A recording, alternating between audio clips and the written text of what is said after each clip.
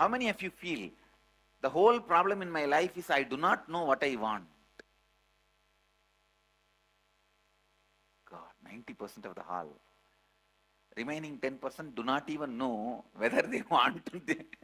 They know what they want or they don't know what they want. Even that they do not know.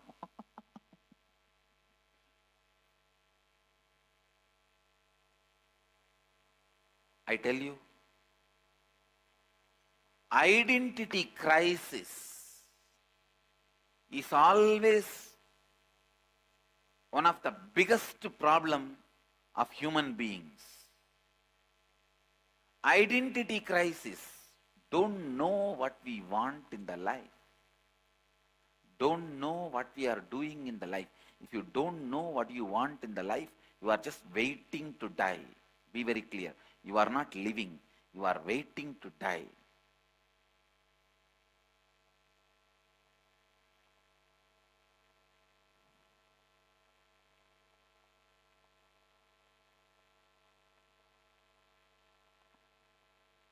Waiting to die is not living. Many of you, if you look inside, you are just waiting to die. You don't have the courage to commit suicide, so you are just dragging your days, time. Please understand, that is not life. You need to get it. All the confusion in human society is based because of this 4 division. Peculiar attributes and performance of people.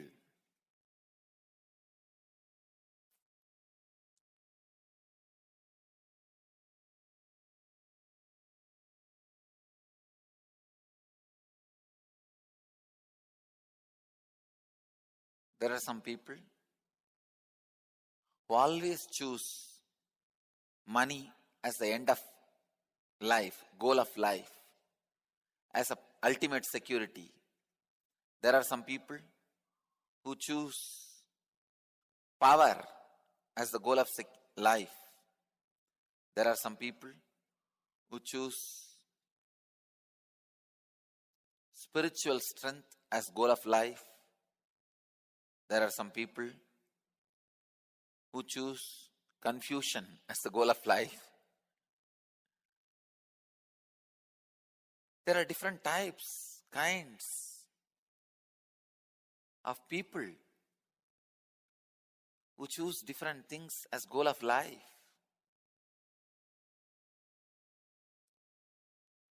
Based on what they feel as goal of life. How much ever you learn, sometime when there's a crisis, you tend to feel money is the security because practical. Now I need.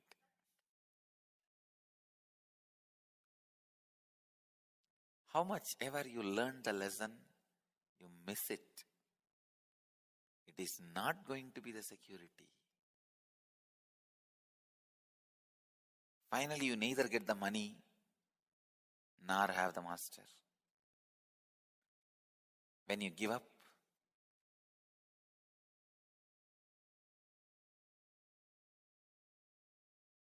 the spiritual solution, I tell you, for every problem, spiritual solution is the answer.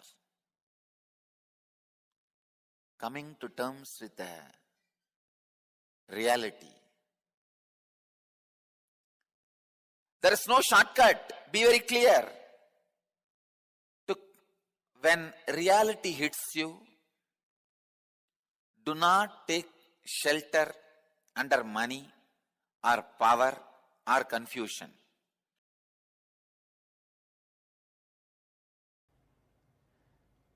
If you are arguing with Advaita, it is difficult or easy. You are doing the same foolishness of arguing whether sunrise in the morning is difficulty for you or good for you. Whether it is difficulty for you or good for you, it is a fact. Start learning to live with it. Move your window from west to east.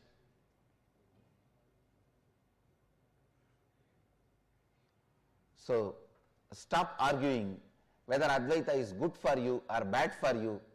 Just move your window to the right direction and start living it. That's the most intelligent decision you will make in your life.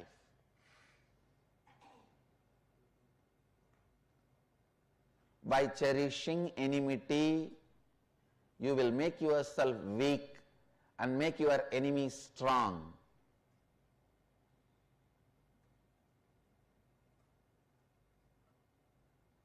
By completing with enmity, you will make your enemy weak. And after that, you don't need to destroy him. And even if you destroy, you won't have sin.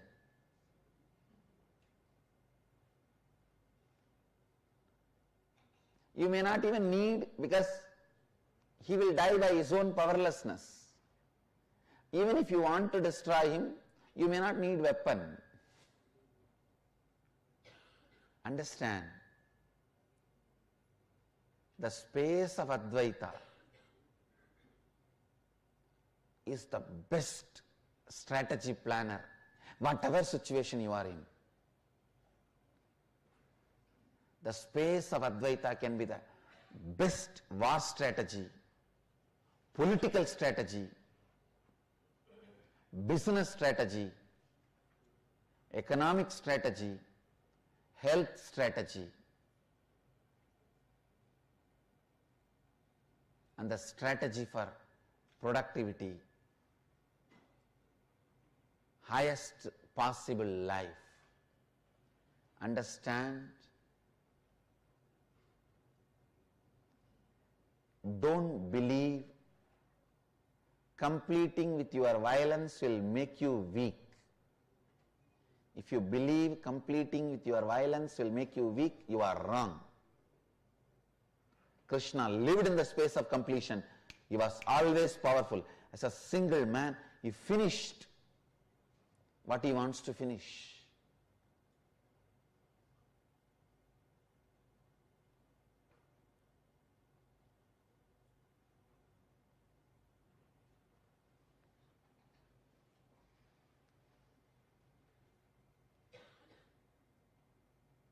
Understand,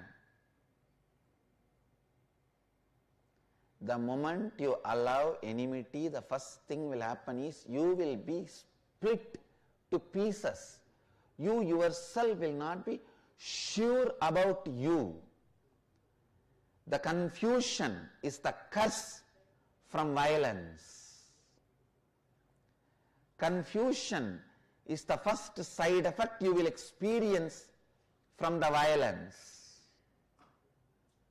Do not cherish or entertain enmity even for a casual argument or playful way. Learn this as a lesson. Do not cherish enmity and violence as part of you, even in a playful way.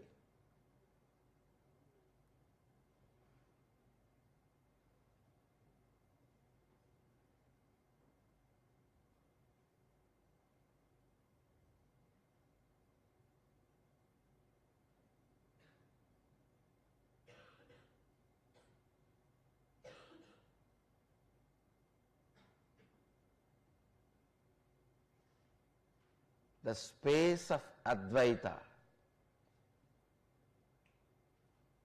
everything is extension of me. Whatever I want is already part of me.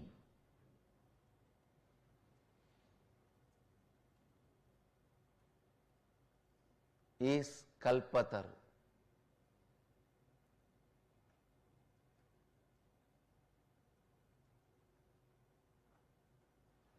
Sudarshana means right vision. What is the right vision? By not carrying enmity inside you,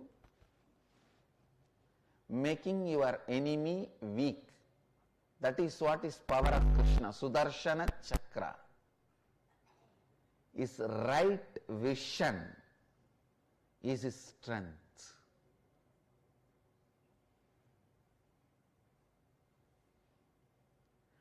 Disown enmity from your being. Disown anger from your being. All your confusion will be burned. You will become sure about you.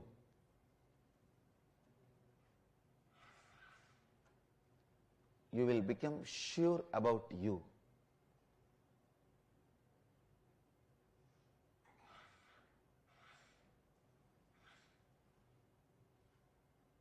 Who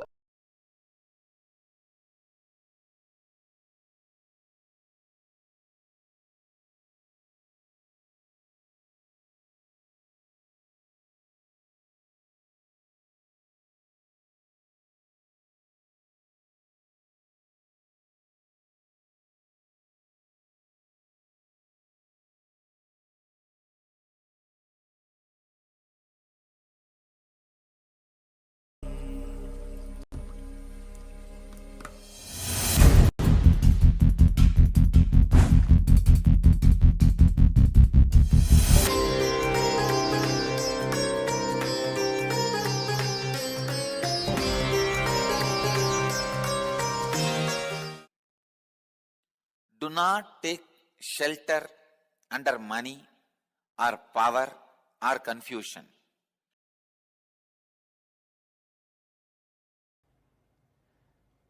If you are arguing with Advaita, it is difficult or easy. You are doing the same foolishness of arguing whether sunrise in the morning is difficulty for you or good for you. Whether it is difficulty for you or good for you, it is a fact. Start learning to live with it. Move your window from west to east.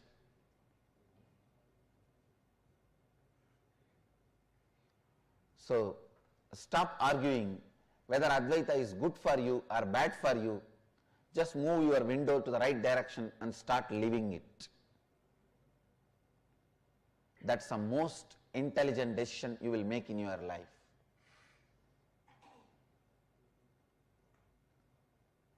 By cherishing enmity, you will make yourself weak and make your enemy strong.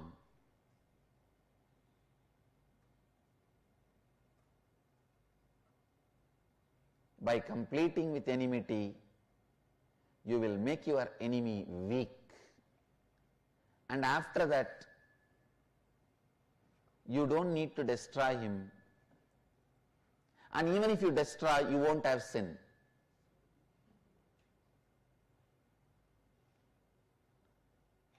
You may not even need, because he will die by his own powerlessness. Even if you want to destroy him, you may not need weapon. Understand, the space of Advaita is the best strategy planner, whatever situation you are in. The space of Advaita can be the best war strategy, political strategy, business strategy, economic strategy, health strategy, and the strategy for productivity, highest possible life. Understand? Don't believe completing with your violence will make you weak. If you believe completing with your violence will make you weak, you are wrong. Krishna lived in the space of completion. He was always powerful. As a single man, he finished what he wants to finish.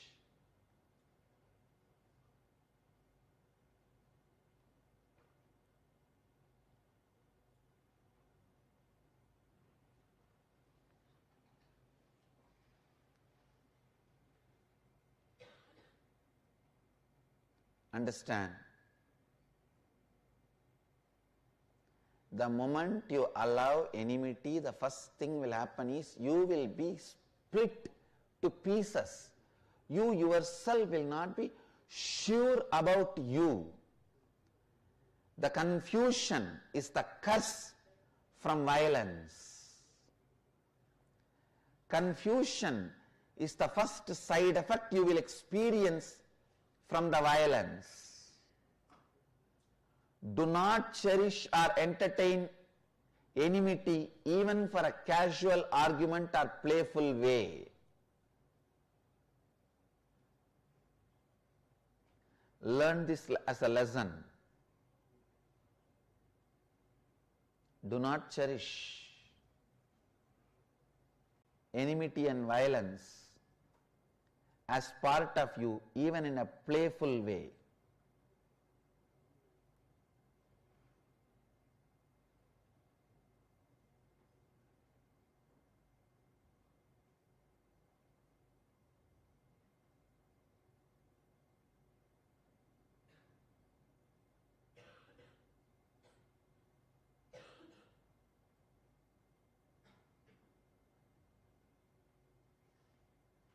The space of Advaita.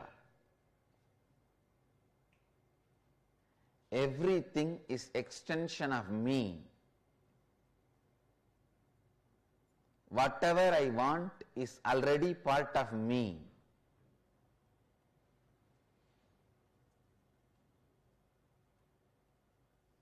Is Kalpataru.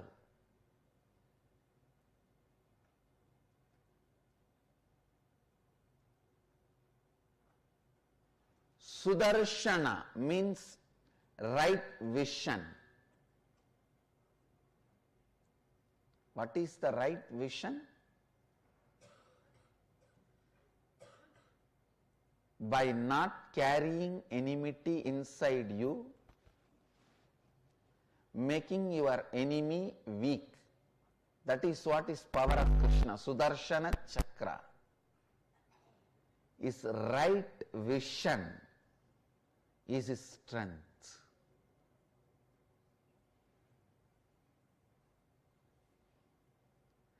Disown enmity from your being.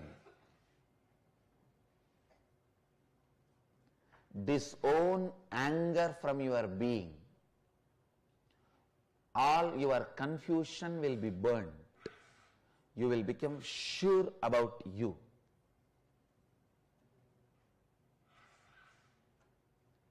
You will become sure about you.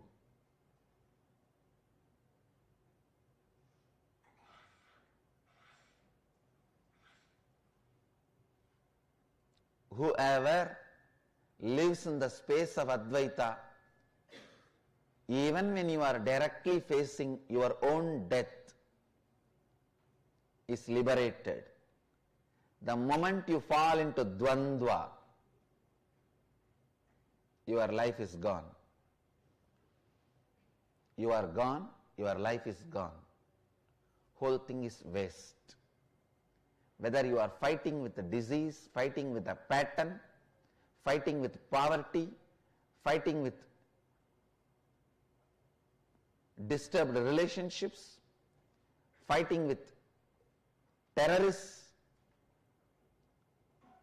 fighting with society, fighting with anything, keep Advaita, the space of Advaita, as a strategy for your life. The right wing will have a right wing if they start living the space of Advaita.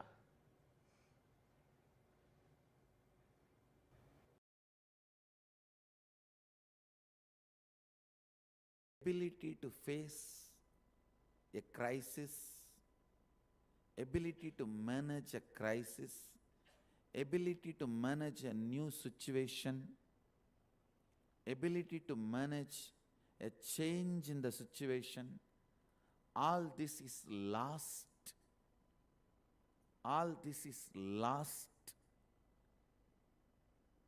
with the continuous luxurious lifestyle. Please understand, if you are rich, don't punish yourself with the luxurious lifestyle. That's the biggest punishment you will give it for yourself. Just because you are rich, don't destroy yourself.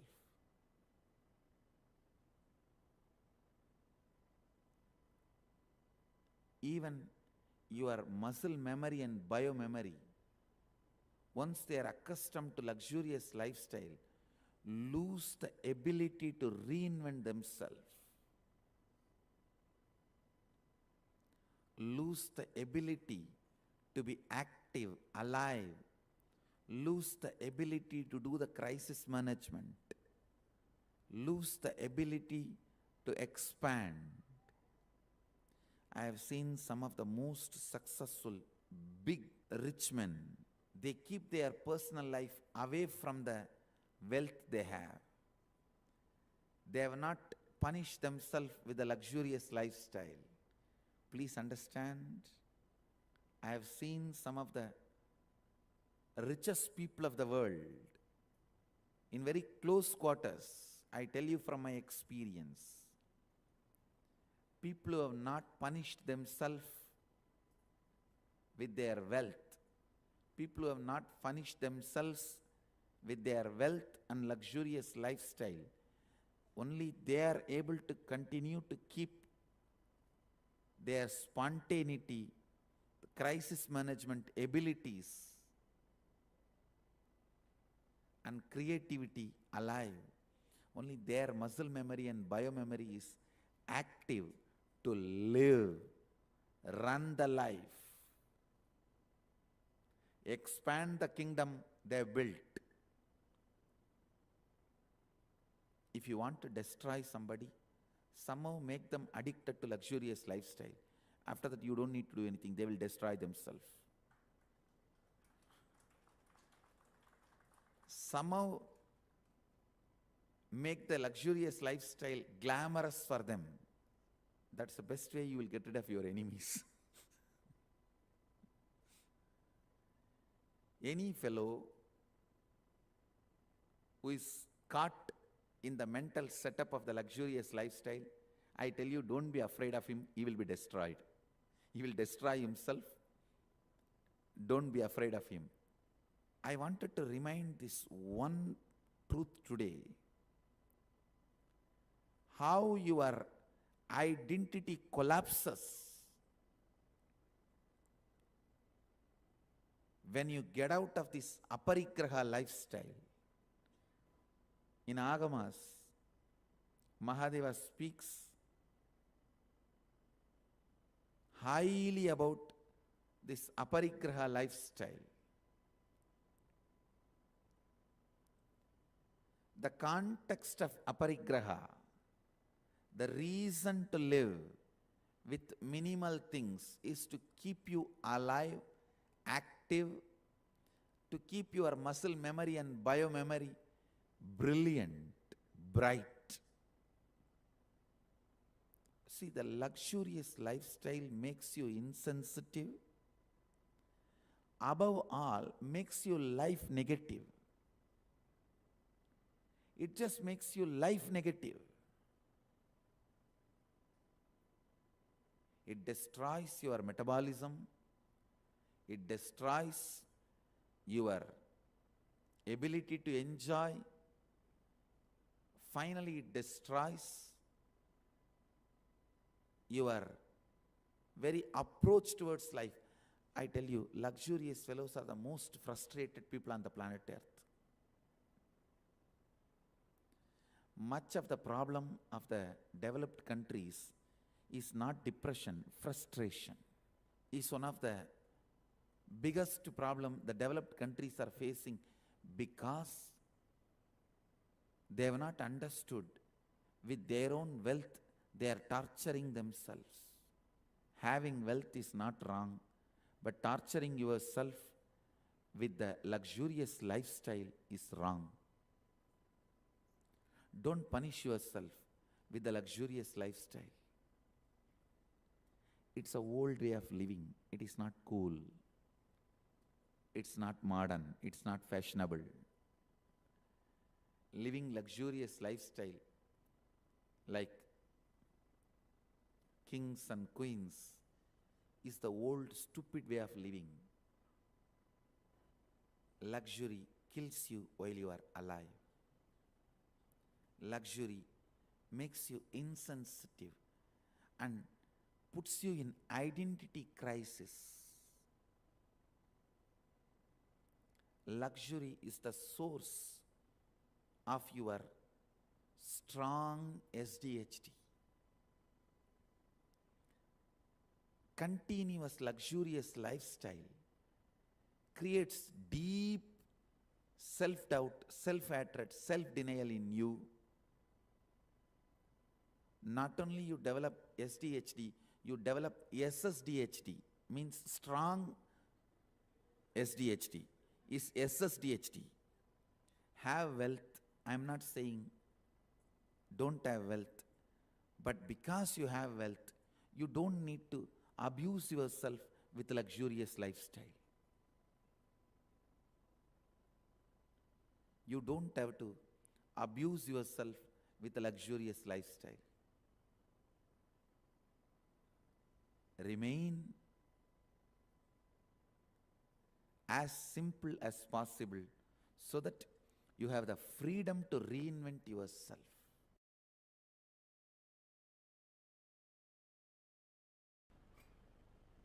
We will understand the genesis of our identity. What all the said and unsaid aspects of our identity. The inner image we strongly feel as we. The outer image we project to the world as we. And gap between these two. Why the gap? The gap is not always bad. Please listen. The gap is not always bad. Only when it is unconscious and makes you powerless, it is bad. If you consciously know how to play the game and it does not make you powerless, it is not bad. I am 120% sure Krishna did not feel powerless when he ran away from the war field with Jarasandha. He was powerless and ran away. No. No. Understand, Krishna did not feel powerless and run away from the war field with Jarasandha. No.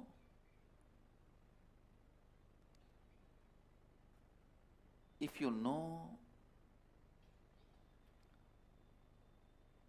consciously how to play with these two, inner identity and outer identity,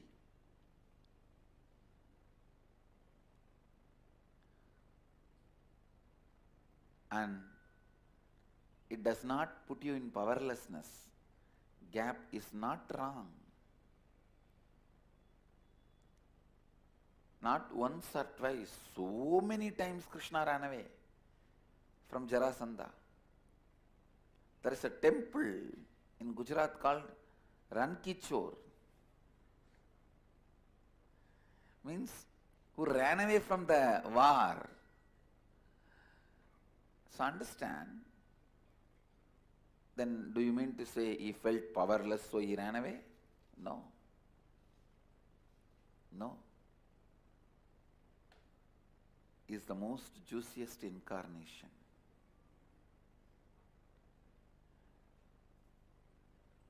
He never felt powerless. He knows how to handle the identities, where to project what.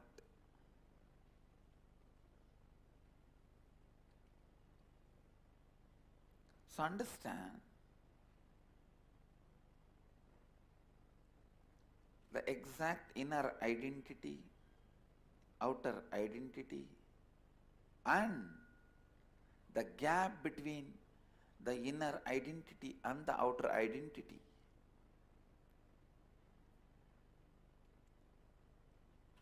And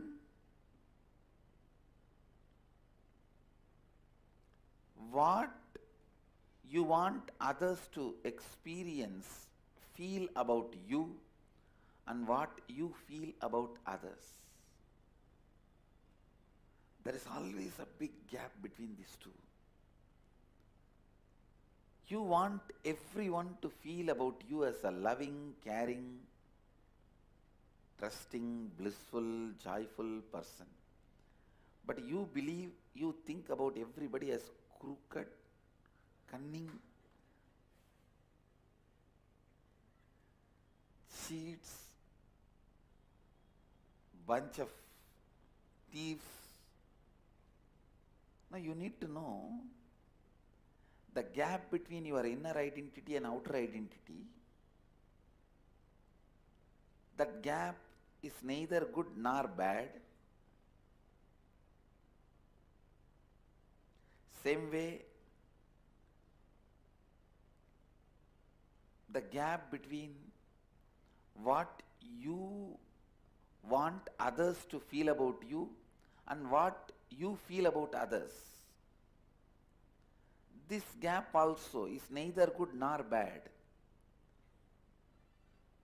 If both these gaps makes you powerless, both of them are bad. If they does not make you powerless and you know how to play with that, then it is not bad. Sometimes it is good. Some of the very powerful, the most powerful strategies which Krishna did to protect dharma are done from that space where other person can't even understand with what kind of a logic you are functioning. Other person can't even understand, you can never understand with what kind of a dharma Krishna is functioning. You can never understand.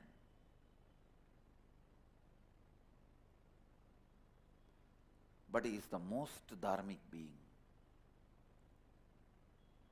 Because the gap between inner identity, outer identity has not put him in powerless space. SDHT, self-doubt, hatred, denial.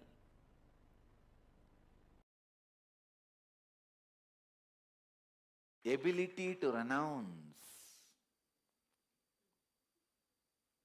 the identity. I tell you, it is that training which protected or still protects, saves me during this whole identity crisis. See, the attack on me was not defamation. It was literally creating identity crisis. Please understand. Defamation is different. Trying to create identity crisis is different. Attack on me from 2010 is not just defamation. Trying to create identity crisis. Trying to completely confuse people about who am I, who I am. And they tried their best even to confuse me. See, if constantly 3 years somebody tells you you are a cheat, you are cheat, you are cheat, you may start thinking, am I really cheating? Ability to drop your identity in front of anyone is the quality of sadhu. And I wanted this to be a guru walk to all my ashramites. What is there?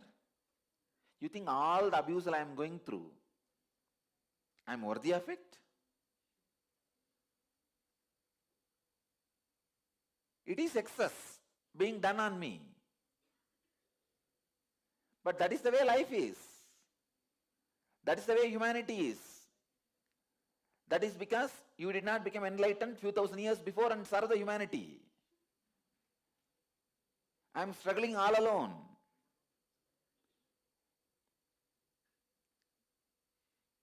See, lakhs of people died in Hiroshima and Nagasaki. all the people who are dead, are they worthy of the death?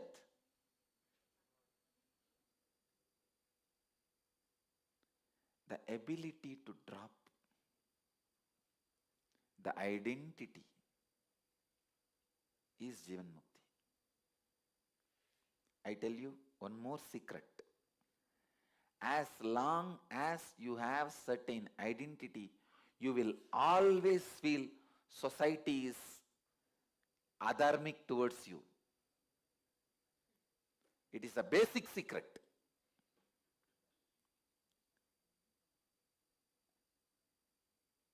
Your logic is with pus.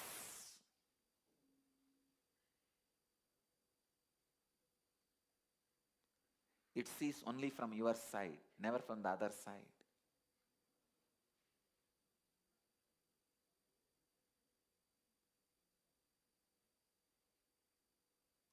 If I judge whatever is done to me by the society is adharmic, my logic becomes logic with pus. Fortunately, I never judged.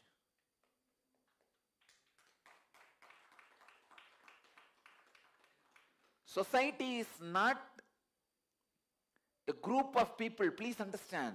Society is the other person. It is not collective. Even a single person is society. I am telling you, in all possible situations, this is the truth. Ability to let go the identity makes you the hero whose identity can never be destroyed. I want those heroes around me. They are Jivan Muktas. I tell you, your identity costs you only your life, nothing else.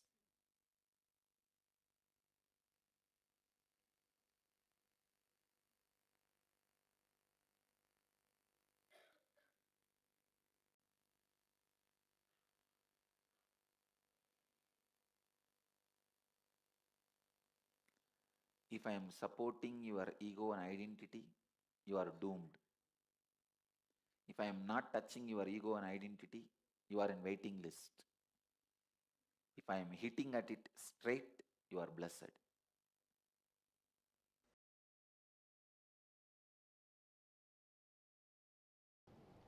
Please understand,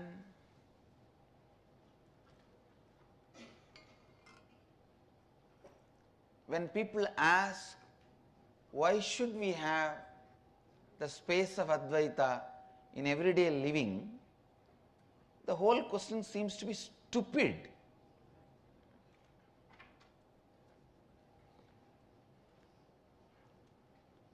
The space of Advaita gives you the best strategy from which you can operate.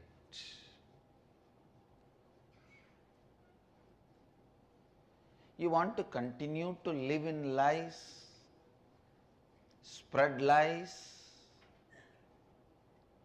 Please understand, living in lies, spreading lies, the biggest problem is you get confused about what do you want. Getting confused about what you want is a failure. Getting confused about who you are is depression. Please understand. Getting confused about what you want is only failure, but getting confused about who you are is depression.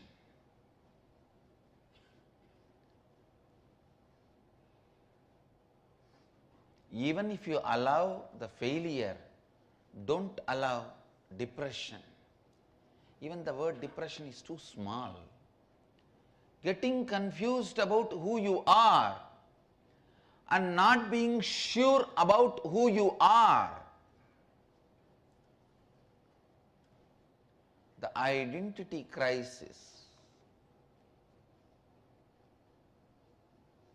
The identity crisis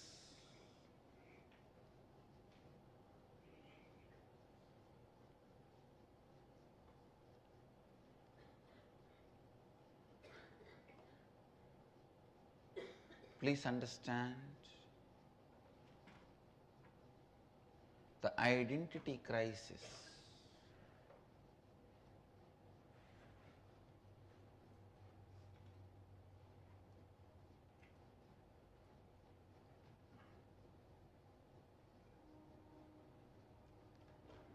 integrity itself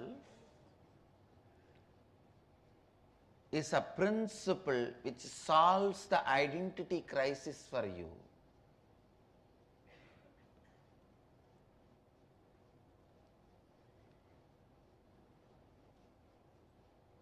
See, integrity actually solves identity crisis for you.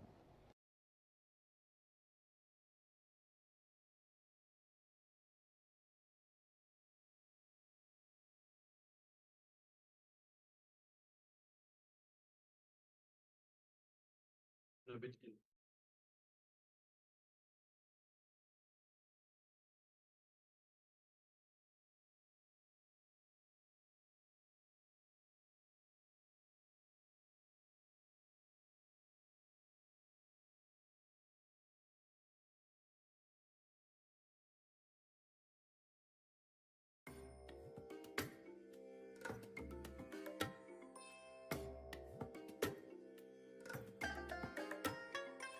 I bless you all. Let you all open all your three eyes and manifest the powers of Mahasadashiva. Om Nithyananda Paramashivoham. Om Nithyananda. Yes. So the confusion in your identity, that is what leads to the confusion about what you want in life. Actually, if you see, many of us, we will have so much of confusion when it comes to this and about the path that we want to follow, or even about small things. There's no persistent or consistent will.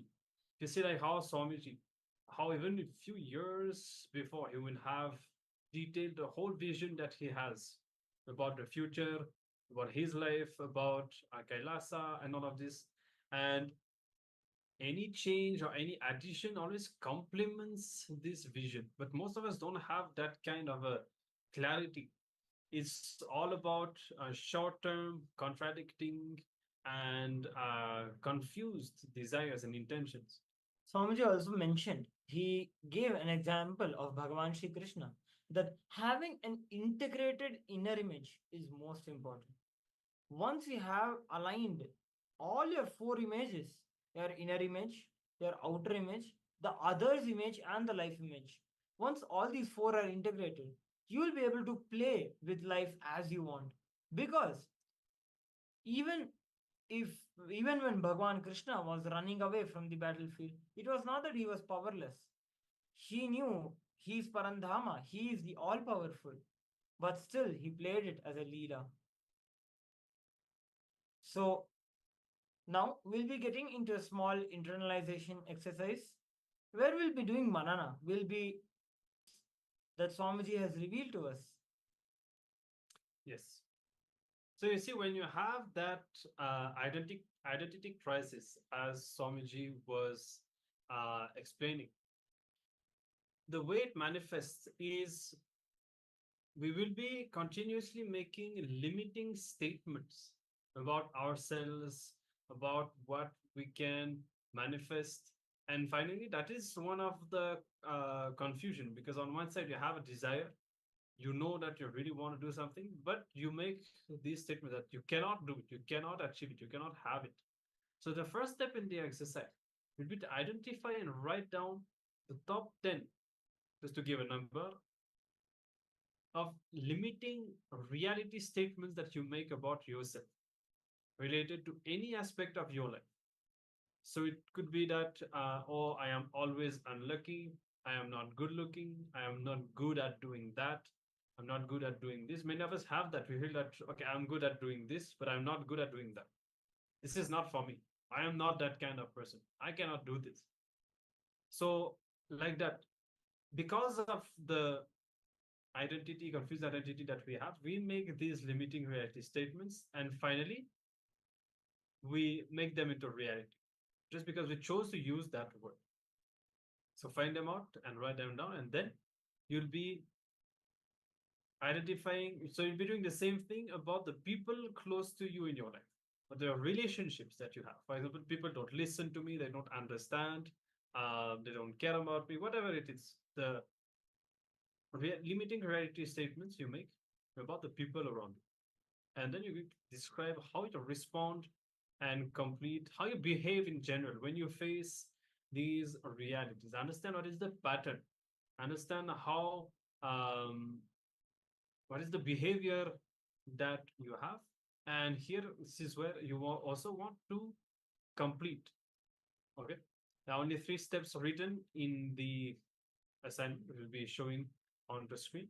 We want to add one more, which is the completion.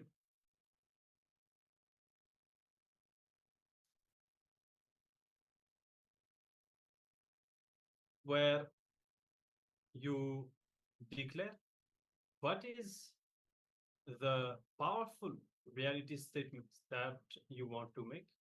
And if you need to do any completion, looking in and relieving and all that, you can do so. As you can see, the 3 assignments and one more, which we are adding the completion, the powerful declaration to restore your space.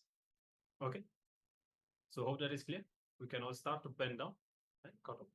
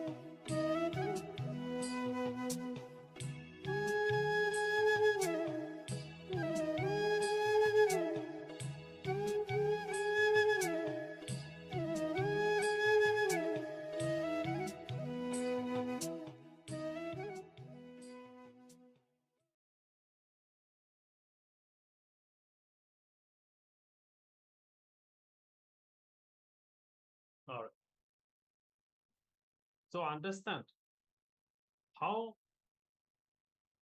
you limit yourself in life, because at the root you carry that identity crisis, and we'll be diving deeper into the identity crisis in upcoming days of the Paramashivoham, where we really look into the process of completion and understanding the genesis of this identity.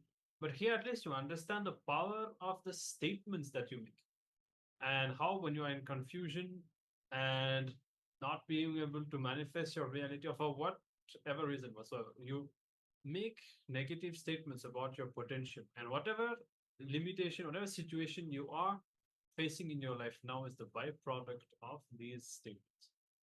So look deep, identify all these statements, and even if you don't, at least now decide to make only empowering statements about yourself.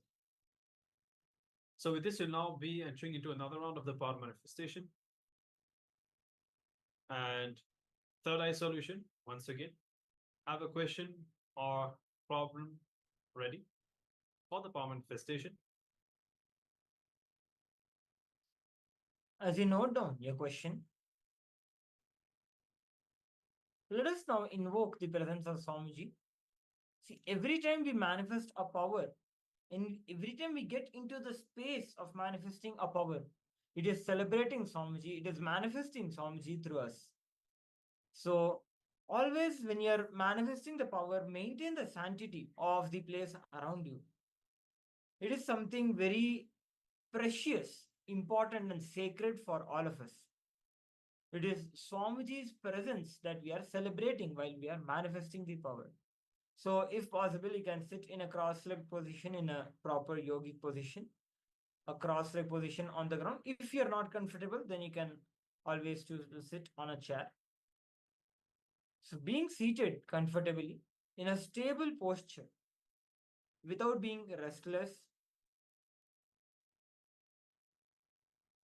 bring yourself to the space of restful awareness. Remembering Swamiji in your third eye, bring awareness into your third eye. Remember the moments with Swamiji you cherish the most, the best darshan you have had, the most favorite darshan that you have had.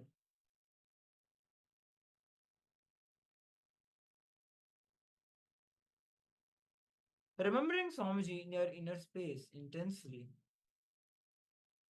chant the Mahavakya.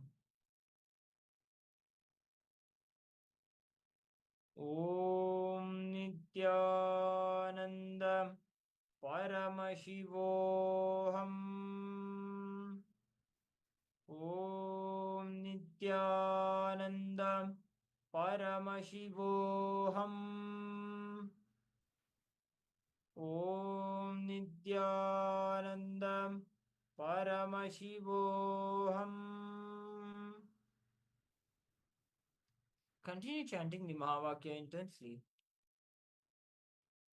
Now, put whatever you have written, the problem, the challenge that you are facing in your life, of which you are looking for a solution, put that into your Ananda Gandha, put it into your third eye, into this space of Swamiji that you have invoked now.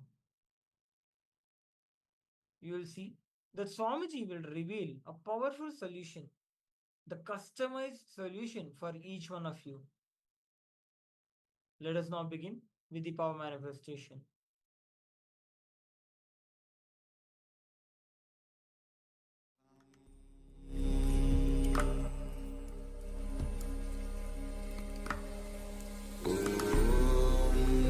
Nithyananda Paramashivoham.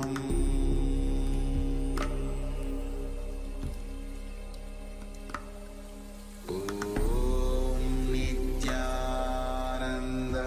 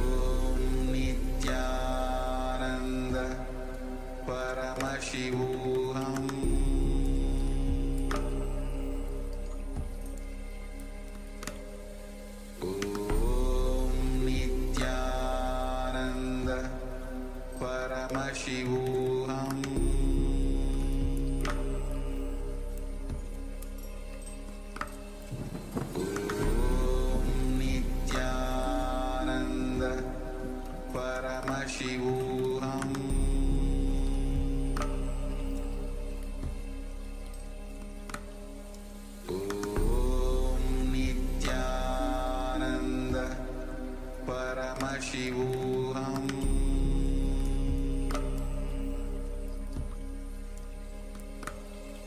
Om Nithyananda Paramashivoham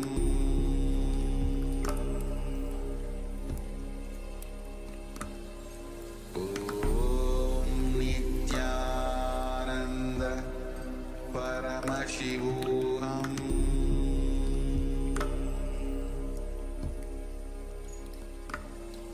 Om Nithyananda Paramashivoham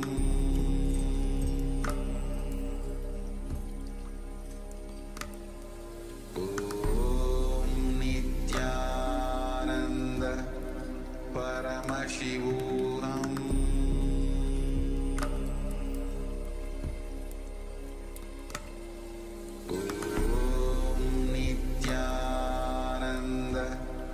Paramashivoham Paramashivoham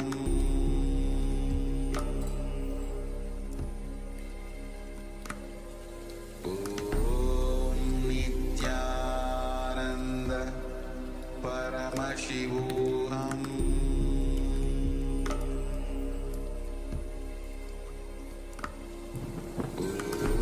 Om Nithyananda Paramashivoham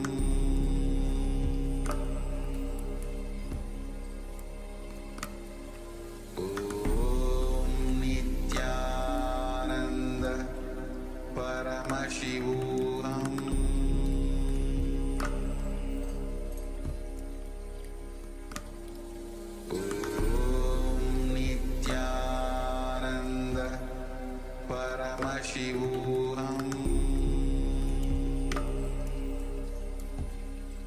Paramashivoham Om Nithyananda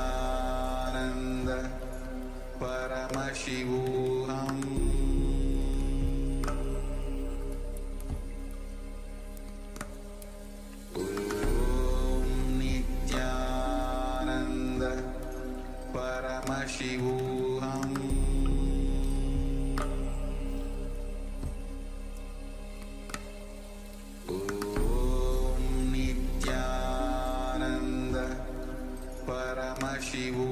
Om Nithyananda Paramashivoham Om Nithyananda Paramashivoham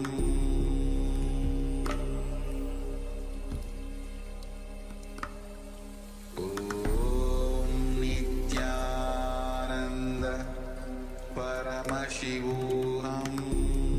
Nithyananda Paramashivoham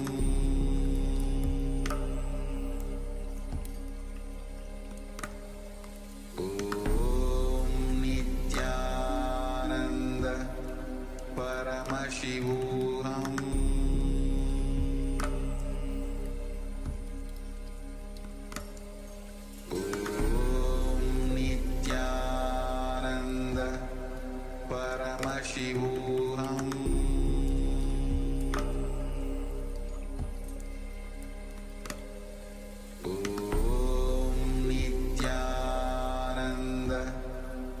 Paramashivoham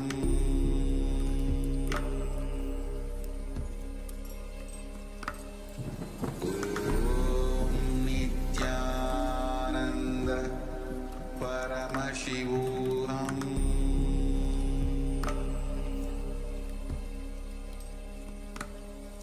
Om Nithyananda Paramashivoham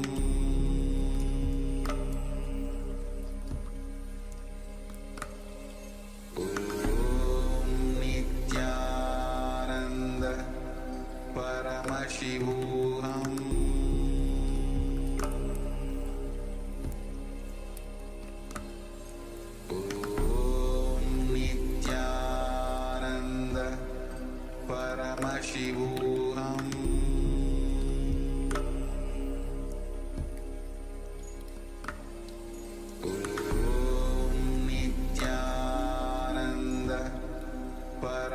Paramashivoham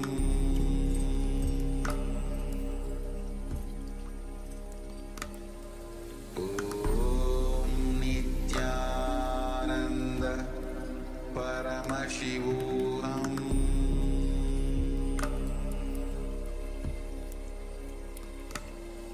Om Nithyananda Paramashivoham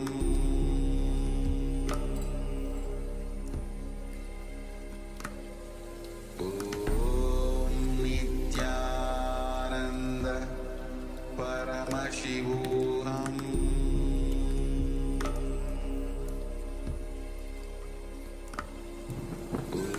Om Nithyananda Paramashivoham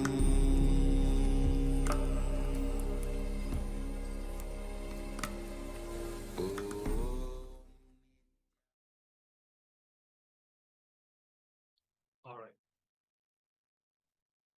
So now, whatever the third eye has revealed, you can take a few moments to share in the Zoom chat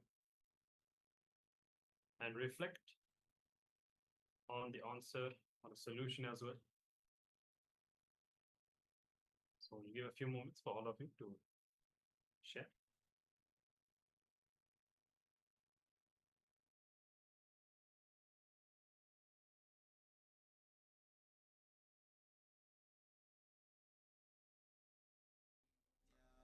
Ananda Paramashivoham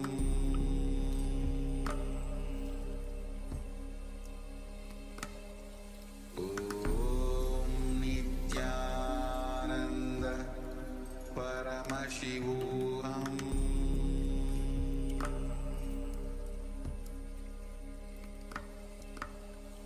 Om Nithyananda Paramashivoham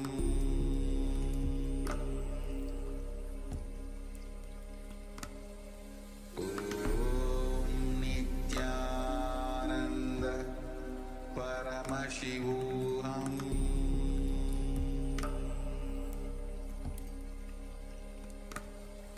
Om Nithyananda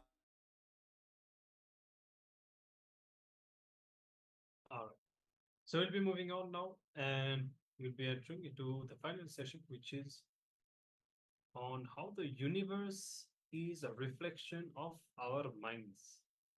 And again, in continuation with the whole theme of today, how we see what we believe and how it is really the cognitions that we have that shape our reality, and how we must make the shift happen inside of us. Why? Then only we will see the change happen in the outside. So let's come to the space of listening. If in the meantime you want to share the results of your power manifestation, you can do so. And we'll now be moving on into the next.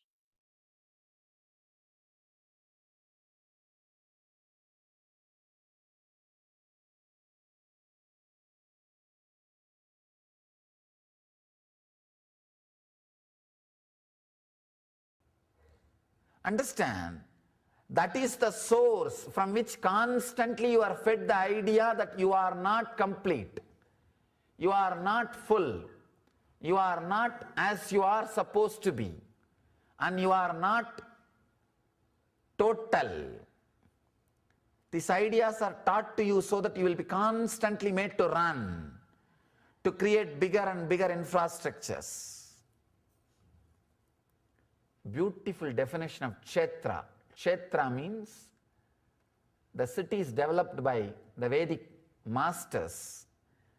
That is why in India we took care, never the leadership was given to a king who is egoistic and constantly mad after expansion of infrastructure. It was all policy decisions was always under an enlightened master, Rajaguru.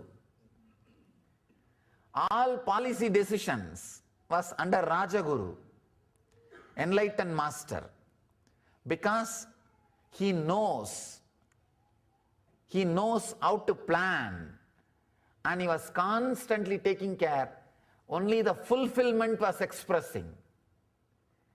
Here, Mahadeva says, as you see many suns in water, from one sun, so see bondage and liberation. So many suns are seen in the water.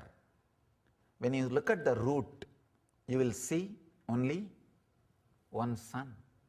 The source is one. Clearly understand, bondage and the liberation, both words are just relative. They are only relative. They are not ultimate truth. If you think you are in bondage, you need to be taught you are liberated. There is a beautiful example you need to understand. One guy who was standing in the corner of the room, facing the corner, two walls in front of him, corner, he is facing the corner. Suddenly he got into the idea, he is in prison, he is caught.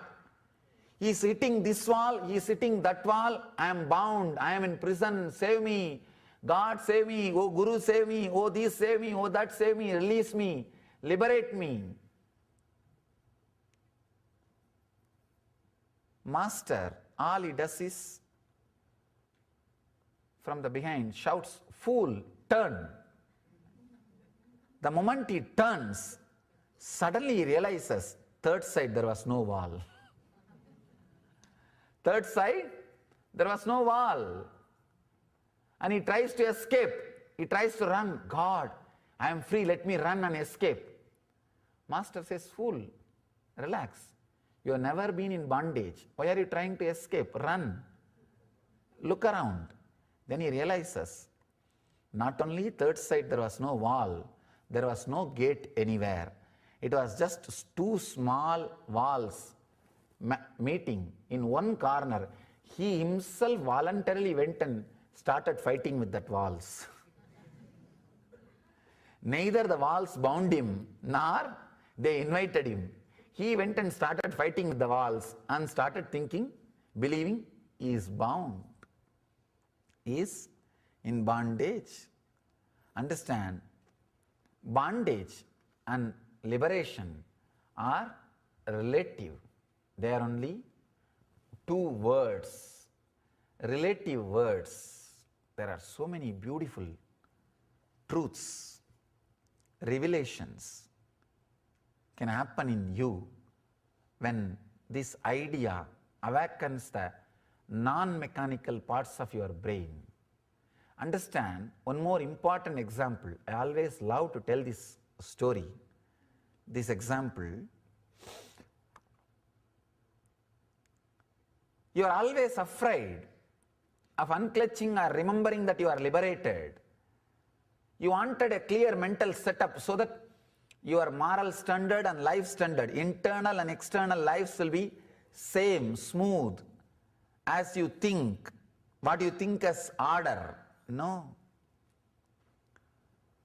In Indian villages I have seen, they will catch these monkeys if they enter into the city and leave them back in the forest.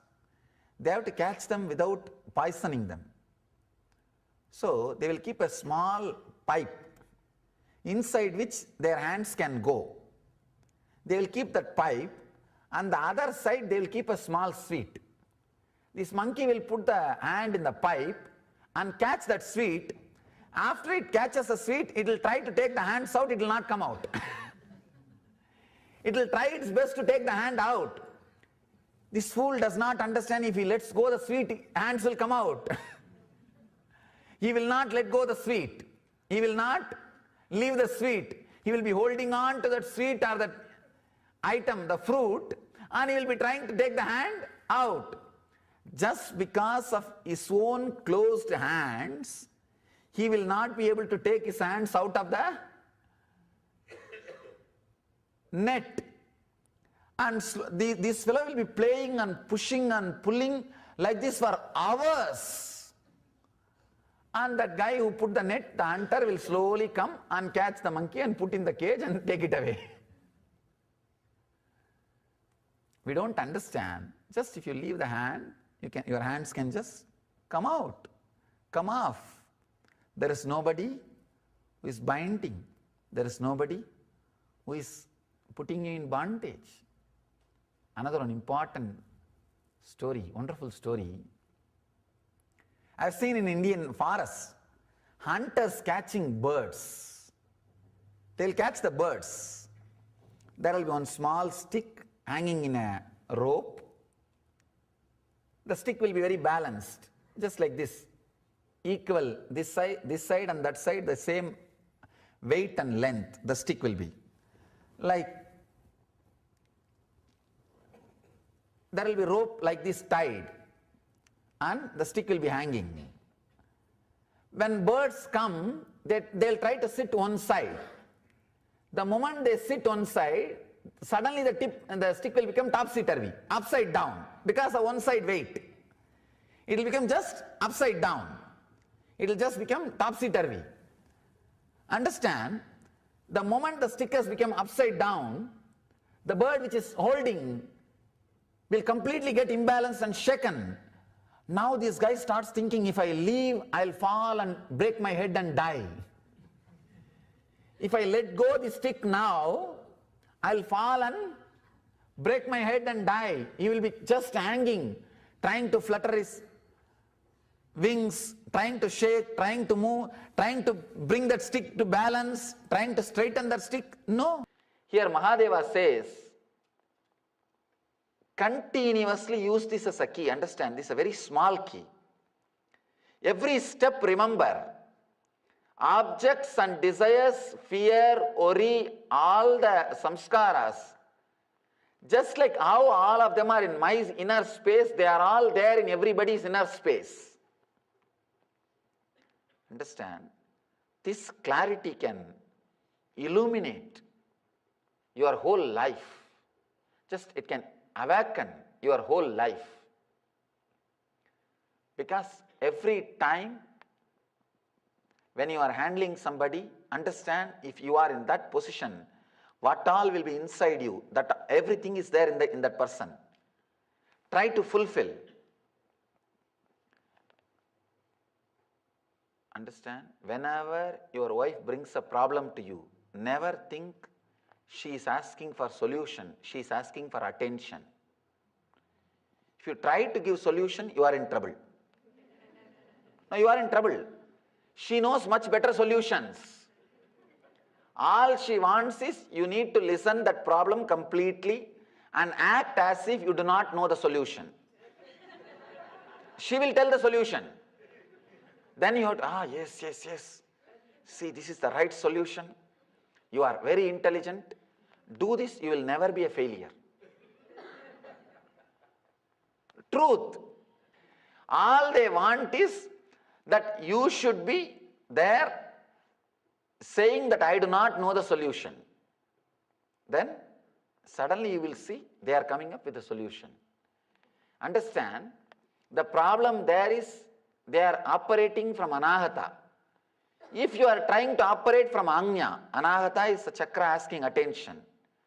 If you are trying to operate from anya, the chakra of ego, you will be a failure. Same way, when your boss is bringing some problem, naturally that is not attention need, that is the anya, ego problem.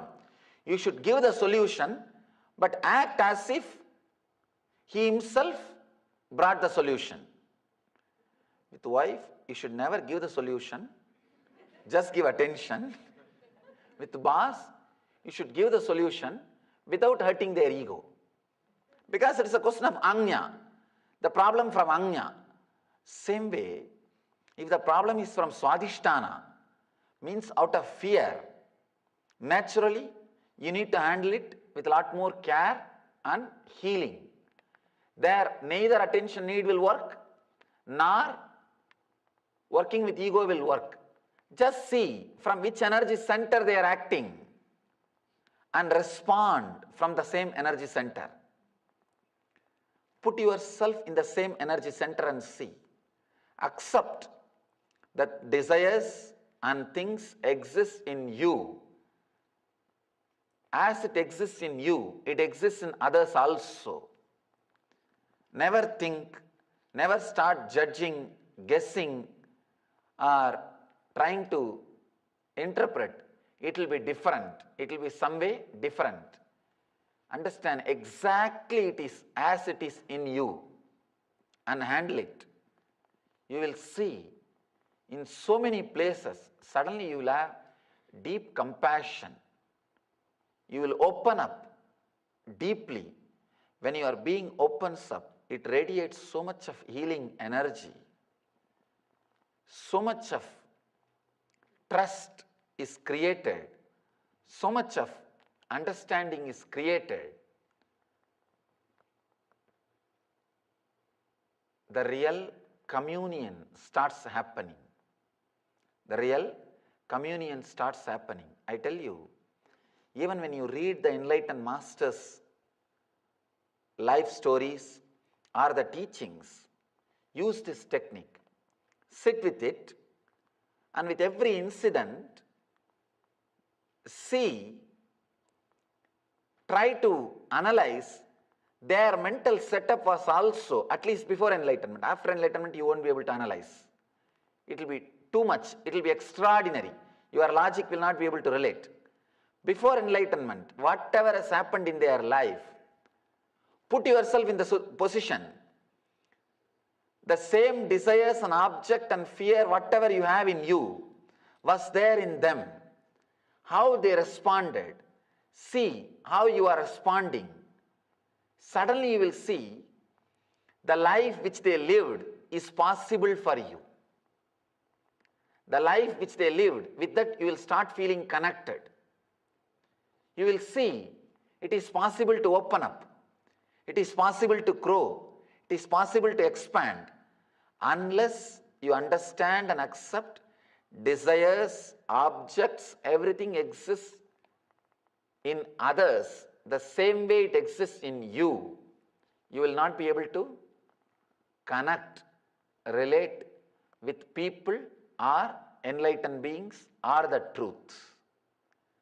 Try to connect, try to relate with the things, objects, accepting objects and desires exist in me as in others, so accepting, let them be transformed.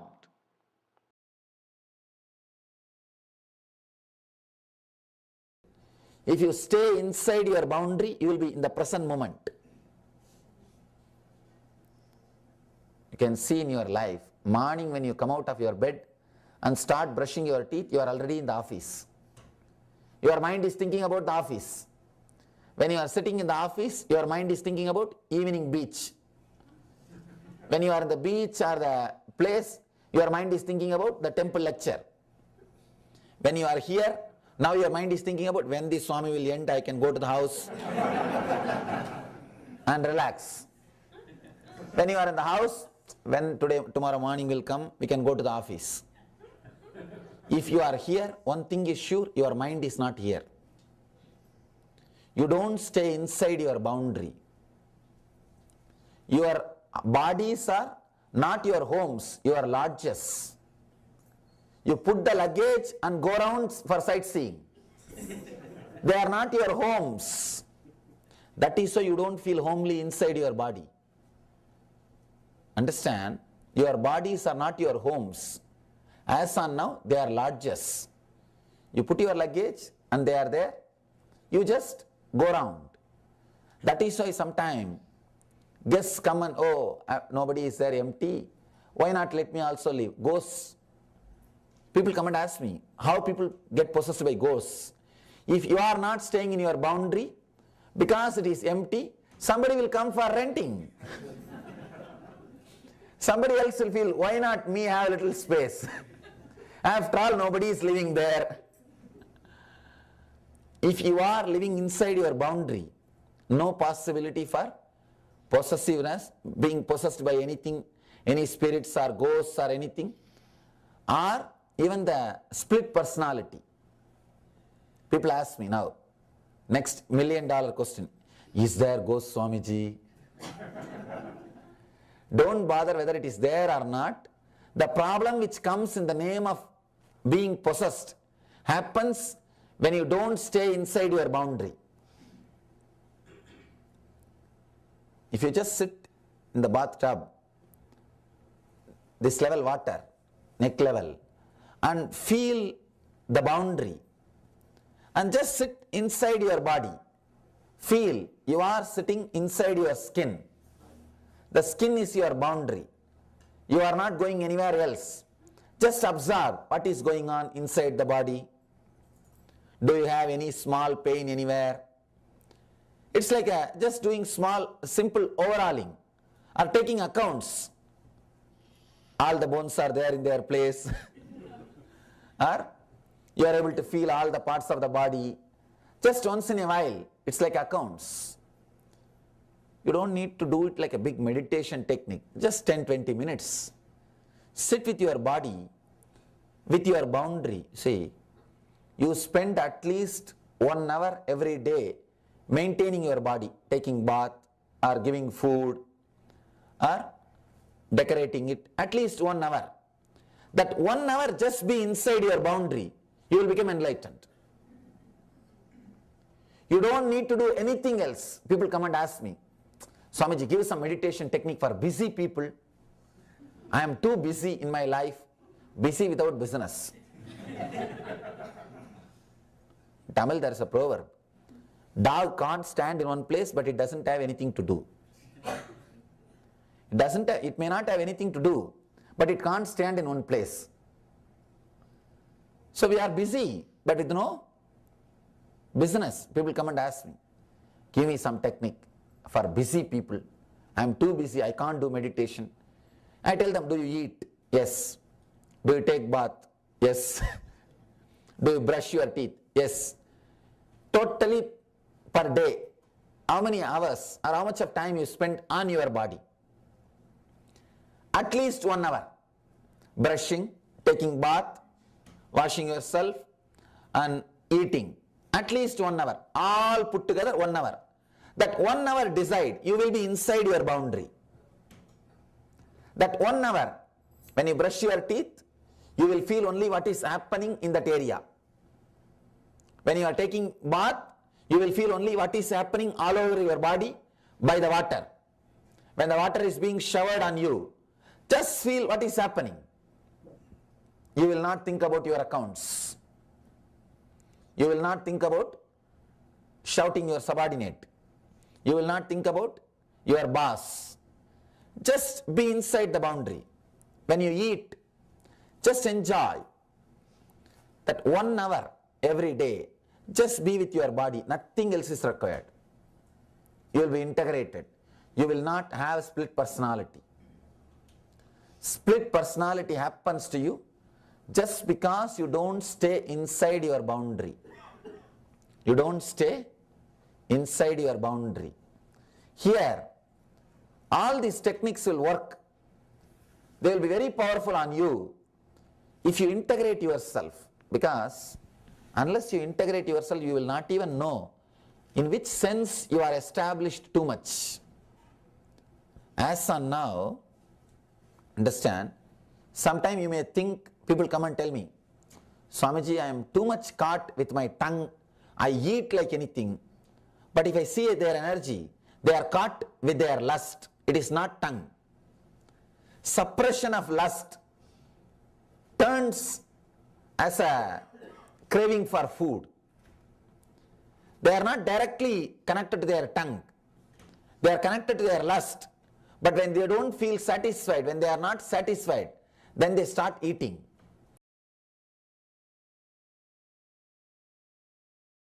Physically, see, the great swans are like the enlightened masters who take this the bird body just to go around and see their territory. Anyhow, Ramakrishna speaks about this great swan. It is supposed to be the metaphysical bird, seen only by enlightened eyes, are the people who are living in the high consciousness. Of course, only if you are enlightened, you will be able to stay in the high consciousness. That is different. This bird, it will lay the egg.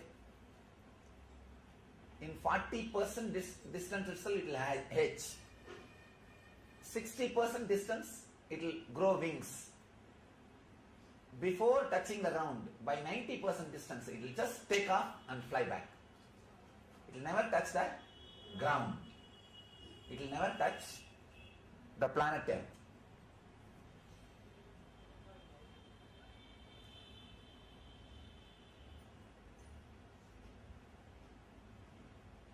When the reflection of the swan falls on lakes or the ocean or river, when the reflection falls on the lake, all the fishes in the lake start jumping. Oh, some new fishes come, big fishes come. They all start jumping on the reflection and start playing with it. Some fishes jump this way, some fishes jump this way, some fishes jump that way. Some fishes are thinking, oh, what a beautiful fish, what wonderful fish. And they try to jump this way and that way.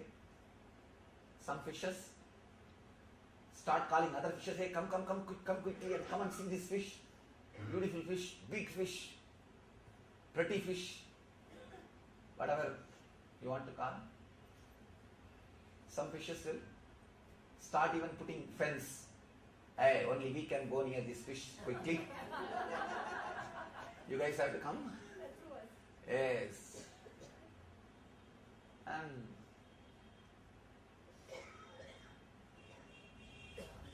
some fishes which jumps this way will feel that that fish is hugging them.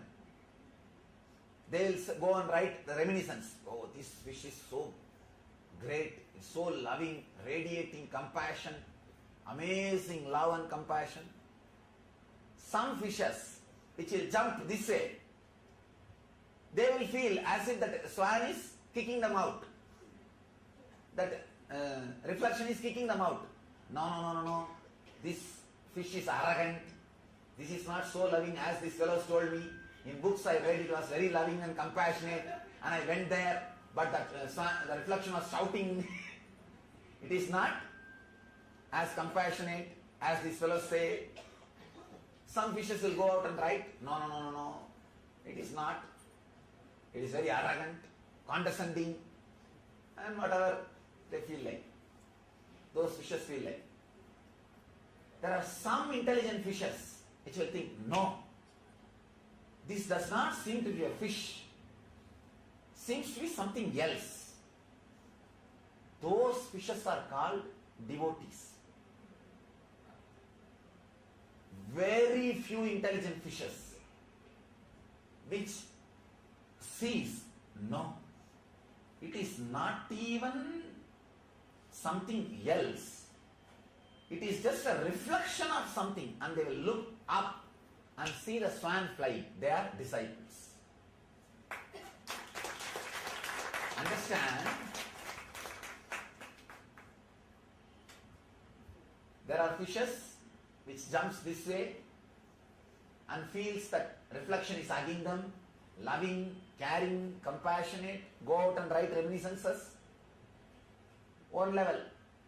There are some fishes who will jump this way and will say, no. That's fish kicked me out. It is not loving, compassionate. That's one batch. Some rare intelligent fishes only will look. No, this is not even a fish like us. Something else. The moment the doubt is created, he is not see, there is a beautiful sloka in Gita. Whoever thinks Guru as a better human being has abused the divine presence. Guru is not a better human being. He is completely disconnected from this very idea of human beings. So only few intelligent guys get an idea. No. He is not a better fish or a big fish or different big fish or a beautiful fish or anything. No. He is not this species which we think. The very quality, the very brand, the very idea is totally different. Those people who feel that, who are fortunate enough to have that click, only they start becoming devotees, start living around or practicing very sincerely whatever is expressed.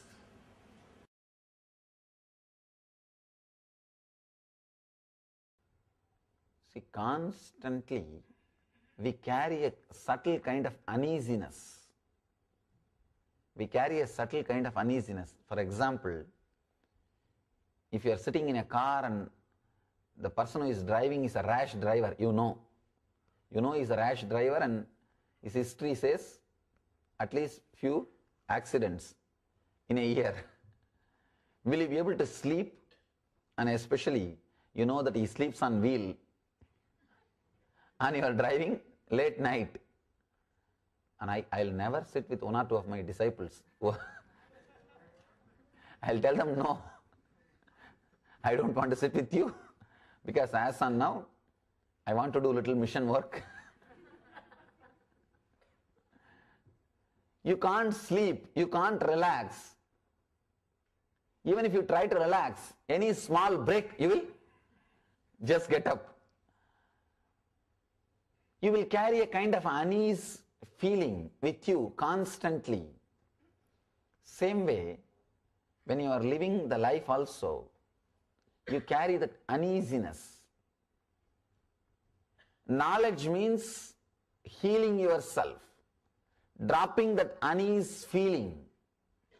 See, creating more and more self-healing thoughts, viveka. That's what here, the exact Sanskrit word is viveka only. It is translated as the knowledge. Viveka is not even knowledge, it's more like a discrimination. Maybe you can say discrimination and knowledge put together is called viveka. The original word is viveka only. I don't know why in English they have translated as a knowledge, but it's the nearest word. You don't have any other word. Constantly having a viveka and bringing yourself back to the higher level, intense energy, high enthusiasm, creating a mind setup through which constantly you will be reminded that you are beyond this body and mind, reminded about the true state of your being. Seeker should walk with knowledge, stand with knowledge, sit with knowledge, eat with knowledge, speak with knowledge. He says everything should be done with discrimination, viveka and knowledge. Constantly remembering you are beyond this body. If you just pen down whatever is going on in your mind, you will see 8 out of 10 thoughts are pulling you down, creating more and more difficulties. You have created a network. You don't feel relaxed unless you create enough suffering for you. Now you can't relax unless you become tired. You don't know how to relax with intense energy. So you create tiredness before you relax. You wait for tiredness so that you can relax. You do not want to relax with energy. You do not want to be at peace with rajas. If you are peaceful, with excitement, it is called bliss. Rajas plus sattva is ananda. Either you are restless or peaceful. Either you are with energy, but if you are with energy, you are not peaceful. If you are peaceful, you are not with energy. You are always dull. If you add the energy and peace, it is called sattva. How you feel hopeless by trying to fulfill your fantasies and empty, same way your fears are also not powerful. Your fears are negative fantasies, that's all. Whether it is fear or fantasy, you are trying to live with unreal things. So fear and fantasy, both are not going to be reality, and God saves you by not fulfilling your fantasies. If He tries to fulfill all your fantasies, you would have created a bigger hell for you. By now, you would have created the worst hell. Having this knowledge, this viveka, the one who sees himself in everybody, the one who sees everybody with equal vision, the one who has gone beyond his greed, the one who has pacified his senses, escapes from sinful karma. First jnana, then compassion. This is one more important thing. Uniqueness of Eastern religions, first enlightenment, then service. People who want to do first service before enlightenment mess up the whole thing. They create more and more suffering so that they can continue to serve people. They want suffering. Only then they can be serving others.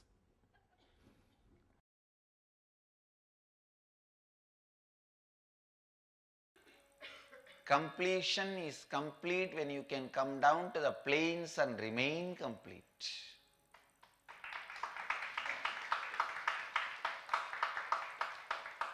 Completion is complete when you can come down to the plains and remain complete. One thing I can tell you, I never have had any incompletion with any person or situation. Throughout this whole experience of my public life, after I came down to the plains, never ever I felt life is incomplete. Never experienced any incompletion with people. Whether they experienced with me or not, you have to ask them. I am very clear. You need to know, escaping from the situations where the incomplete there can never be the solution for incompletions.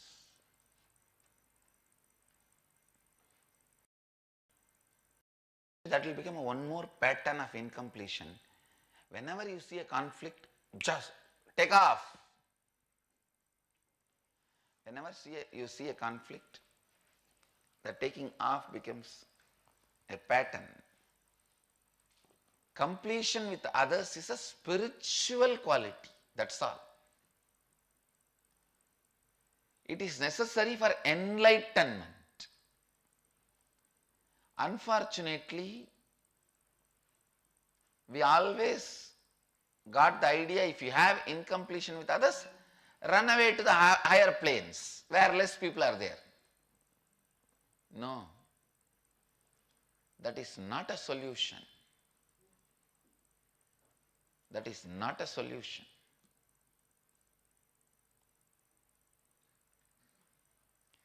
Completion with others is the basic necessity, the basic quality you need for enlightenment. One of the biggest cancer came to Hinduism, happened to Hinduism. We have to do surgery and remove this cancer, remove this tumor.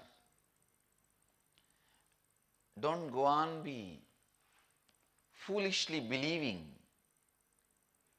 that everything will be well by its default future. No.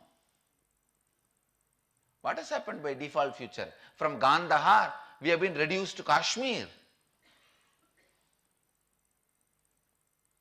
These foolish fellows go on arguing with me. No, no, no, Sanatana Dharma, it can never be erased, it can never be destroyed, it will be there forever, somehow it will survive, something will happen. No, these are all the foolish ideas spread by missionaries to keep us lazy without doing anything to revive ourselves, revitalize ourselves. No. If the default future is the truth, then what happened? We were there from Bali to Gandhar in last 500 years. See the way we shrunk. We lost. Now in Pakistan also nobody is there, and Bangladesh also nobody is there, and slowly shrinking from all direction. Sri Lanka, nobody is there. Burma, all kicked out.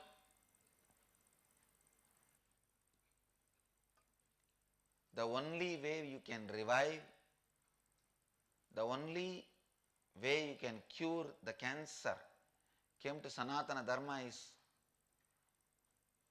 realizing the truth, completion with others, maintaining completion with others, living in the space of completion with others is a spiritual truth that is required for a spiritual enlightenment. Because as long as your body is moving and functioning, others are part of you.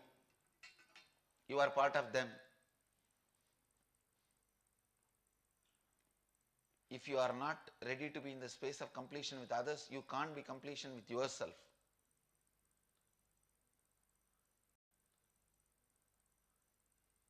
Understand? People sometimes ask me, how do I know whether I am suppressing or completing? If you are able to be in the space of completion with others, you are completing inside you with you also. If you are not able to be in the space of completion with others, then inside you, you are not completing with yourself, you are only suppressing.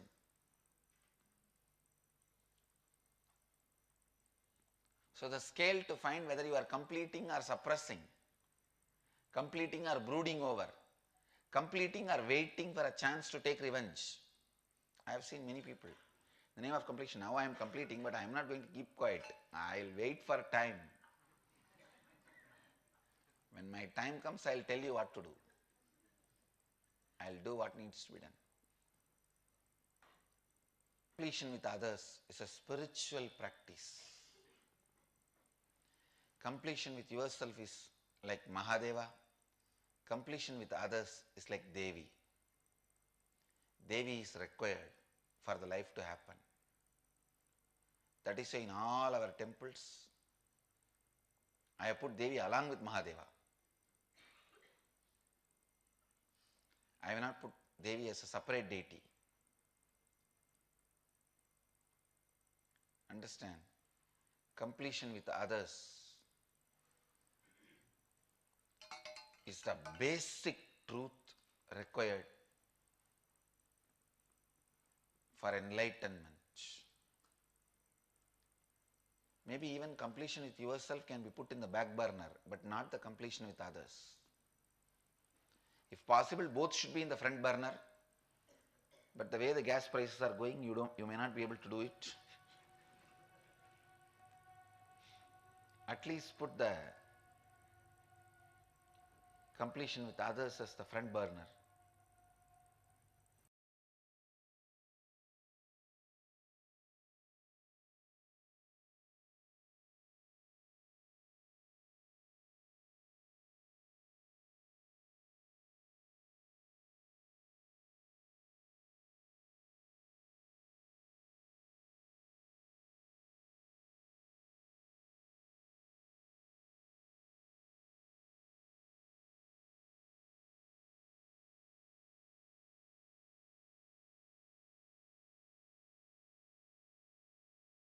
Yes.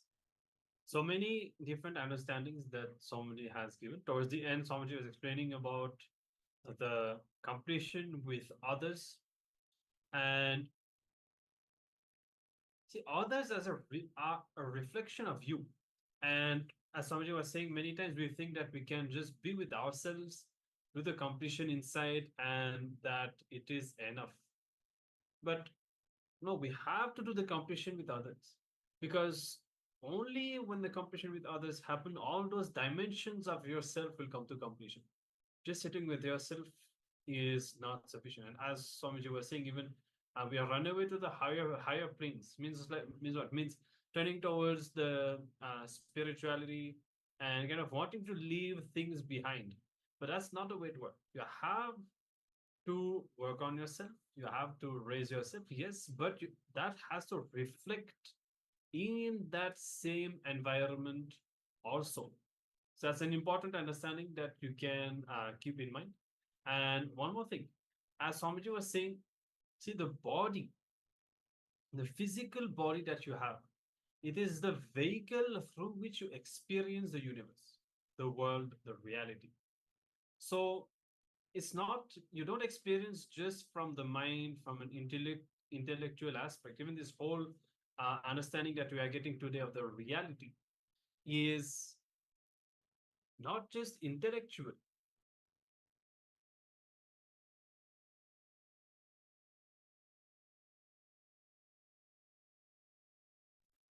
It's not just intellectual, it's a whole cognition that happens throughout your whole body. And so there are different things that are at play with that. How, for example, if your body, if you are sick or tired, the whole cognition of the reality changes. And but here Swamiji was explaining how we are not even living in our body itself, because consciously we are thinking about something else. Even right now, or even during the session, at some point you think about something, and your mind is trained to go into other places, do other things, but not being in your body. And this is what actually we'll be doing. We're having a short meditation where you'll just be within your boundary, within your body. Actually, when you do that, you will see that already your mind is trained to go to other places. Even just sitting few minutes in your body continuously without interruption, that may need certain training.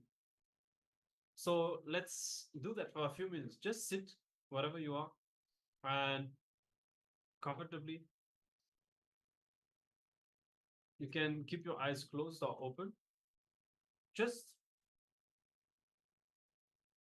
be within your boundary. Be within your body. Just try to stay in your body. And as you do that, practicing this now, the idea is that you should be able to remember that when you are um, working or when you are whatever you are doing throughout the day, you should remember to again and again remind yourself, am I in my body right now?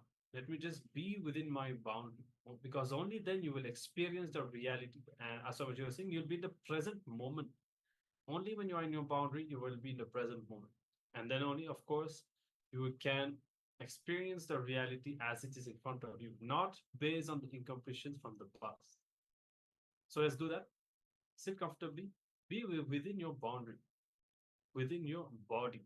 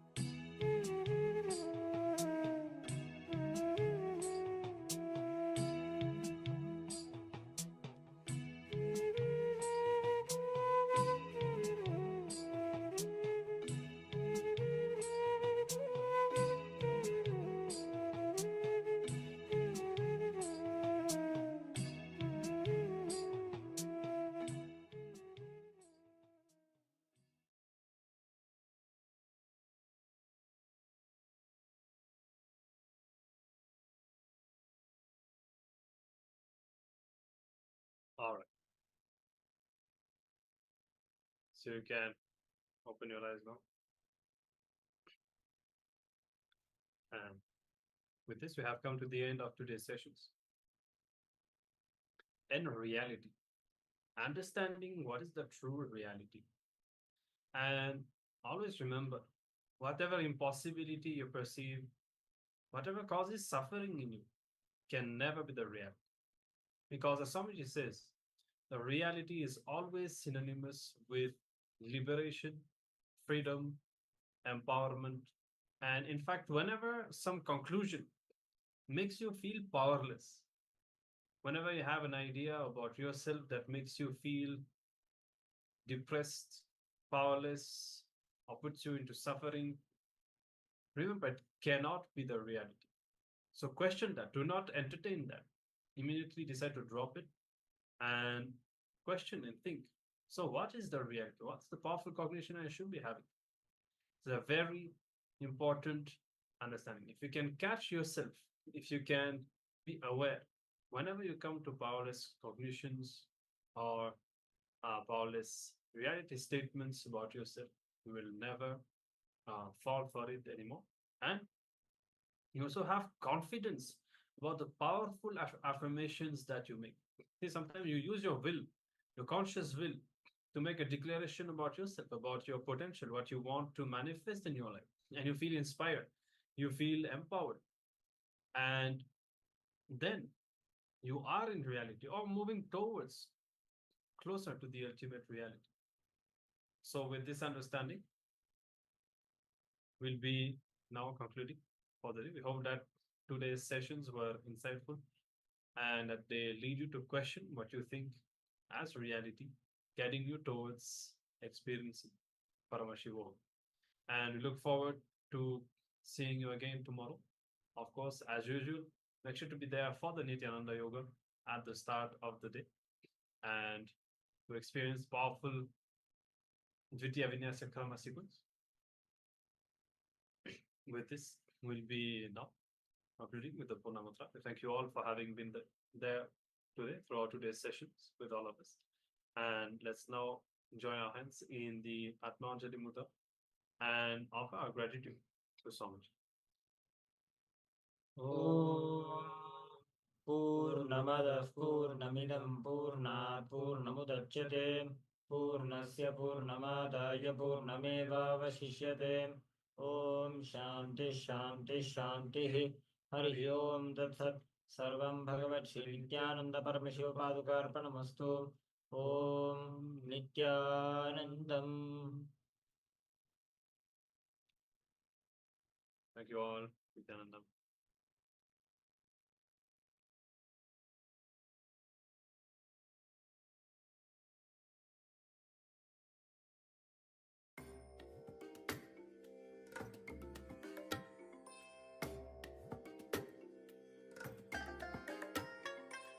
I bless you all. Let you all open all your three eyes and manifest the powers of Mahasadashiva. Om Nithyananda Paramashivoham